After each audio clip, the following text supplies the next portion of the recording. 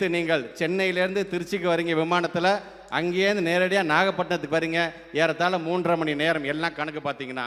திருப்பி இங்கேருந்து நேரடியாக திருச்சி போய் அங்கேருந்து சென்னை கிட்டத்தட்ட 3.5 மணி நேரம், ஏறத்தாழ உங்களுடைய இந்த 2 நாள் பயணம் மட்டும் 7 மணி நேர பயணம். ஆனால் அந்த 7 மணி நேர பயணத்தில் எங்கள் நாகைப்பட்டினத்தை சார்ந்திருக்கின்ற பிள்ளைகள்லாம் 7 தலைமுறைக்கு நன்றாக இருக்க வேண்டும் என்ற அளவுக்கு இன்னைக்கான நலத்திட்டங்களை வழங்கி கொண்டிருக்கின்றீர்கள். குறிப்பாக என்னுடைய துறை சார்ந்து ஏறத்தாழ 8.5 லட்சம் பிள்ளைங்க இன்னைக்கு 12ஆம் வகுப்புக்கு பொது தேர்வு எழுதிட்டு இருக்கிறாங்க.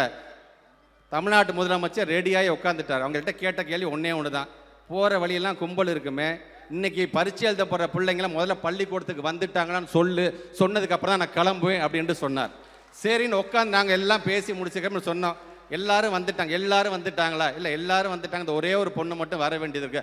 அந்த ஒரு பொண்ணும் பள்ளிக்கூடத்து உள்ள நுழைஞ்சதுக்கு அப்புறம் தான் என் வண்டி இங்கேருந்து கிளம்பும் என்று சொன்னார். அந்த பெண்ணும் வாசுவ தத்தா என்கின்ற அந்த பெண் நடராஜன் தமயந்தி அந்த பள்ளிக்கூடத்தில் நுழைஞ்சிருச்சுன்னு செய்தியை சொன்னதுக்கப்புறம் இப்போ வண்டியை எடுங்க என்று சொல்லி வந்தவர் நம்முடைய தமிழ்நாட்டோட முதலமைச்சர். ஒரு பொண்ணுக்காக நின்று வர்றார் என்று சொன்னால் கல்வியுடைய முக்கியத்துவத்தை அறிந்த முதலமைச்சர். 1ஆம் தேதி பிறந்த நாளுக்கு அன்னைக்கு தனக்கு வாழ்த்து சொல்றதுக்காக உலக தலைவர்கள்லாம் காத்துட்டு இருக்கிறாங்க.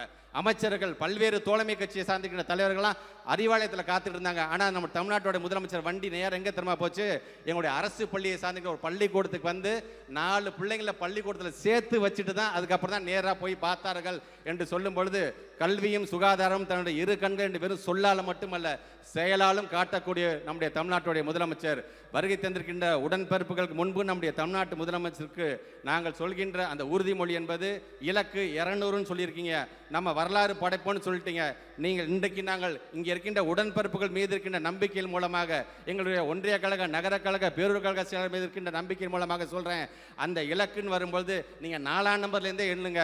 எங்களை பொறுத்த வரைக்கும் வேதாரண்யம், கேள்வியலூர், நாகை ஏற்கனவே வென்று விட்டதாக நீங்கள் கருதலாம் என்று சொல்லி வருகை தந்திருக்கின்ற நம்முடைய தமிழ்நாட்டுடைய முதலமைச்சருக்கும் வருகை தந்திருக்கின்ற தலைவர்களுக்கும் நாம் அனைவரும் சேர்ந்து நம்முடைய இன்றைக்கு மனக்கோலம் கொண்டு கொண்டிருக்கின்ற நம்முடைய மாப்பிள்ளைக்கும் அந்த பெண் பிள்ளைகளுக்கும் நம்முடைய பாராட்டுகளையும் வாழ்த்துக்களையும் நாம் தெரிவித்துக் கொள்வோம். அவருக்கு நாங்கள் சொல்றதெல்லாம் ஒன்றே ஒன்று தான், இன்றைக்கு இல்லற வாழ்க்கையில் ஒளியை நீங்கள் ஏற்றுங்கள். இல்லாத ஒரு வாழ்வில் ஒளி ஏற்றுவதற்கு நம்முடைய தமிழ்நாட்டுடைய முதலமைச்சர், நம்முடைய தளபதி இருக்கிறார் என்கிற நம்பிக்கையில் என்று சொல்லி இந்த அளவில் உரையை நிறைவு செய்கிறேன். நன்றி, வணக்கம்.